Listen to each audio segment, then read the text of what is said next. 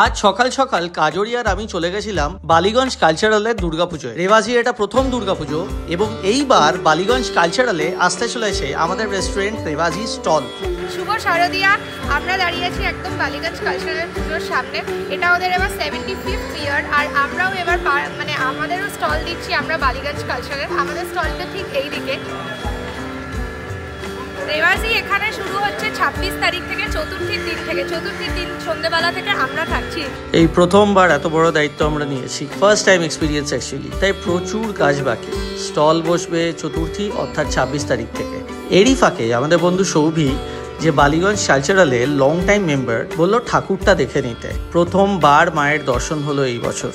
মণ্ডপ সজ্জা এবং প্রতিমা জাস্ট দুর্দান্ত লাগলো। সে বালিগঞ্জ কালচারালের ঠাকুর আর মণ্ডপ এবার মিস করবেন না, জাস্ট অসাধারণ হয়েছে। শেষমেশ বলে দিই যে ঠাকুর দেখে যখন বেরোবেন তখন ডান দিকে 4th স্টল হলো রেওয়াজি। আমরা চেষ্টা করবো সন্ধ্যের দিকে আসার, কারণ রেস্টুরেন্টও সামলাতে হবে, স্টলও সামলাতে হবে। আশা করি দুর্গাপুজোর মধ্যে আপনাদের সকলের সঙ্গে দেখা হবে।